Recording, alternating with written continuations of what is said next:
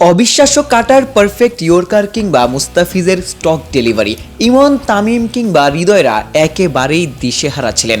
দেশেরাই ব্যাটাররা তো বটেই, গোটা বিশ্বের নামী সব ব্যাটাররাও ফিজের বলে নাজেহাল হয়ে থাকেন। আইপিএলে ক্যারিয়ারের শুরুতেই রাসেলকে যেভাবে মাটিতে শুইয়ে দিয়েছিলেন, অমন ইয়র্কার অনসিনের লাইফ টাইম মোমেন্ট। তবে মিরপুরে আজকের দিনে পারভেজ ইমনও মুস্তাফিজের বলে রাসেলের মতোই মাটিতে লুটিয়ে পড়েছিলেন।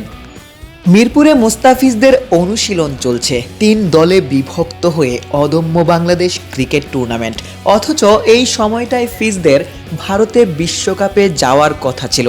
তবে এক মুস্তাফিজ ইস্যুতেই গোটা ক্রিকেট বিশ্বই থমকে গিয়েছিল। কলকাতা মুস্তাফিজকে রেকর্ড দামে কিনেও দল থেকে ছেড়ে দিয়েছিল।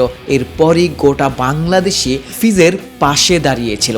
বাংলাদেশের বিশ্বকাপ না খেলা কিংবা ভারতের সাথে পাকিস্তানের ম্যাচ বয়কটের ঘোষণা, সব কিছুর কেন্দ্রে ওই একজন মুস্তাফিজই। তবে কোনো কিছুই যেন ফিজের মনোবলে এতটুকু চির ধরাতে পারেনি। সতীর্থদের সাথে রয়েছেন সদা হাস্যোজ্জ্বল। ওয়ার্ম আপে ফুটবল নিয়ে মেতে যেমন ছিলেন, হাস্যরসে সতীর্থদের মাতিয়ে রেখেছেন।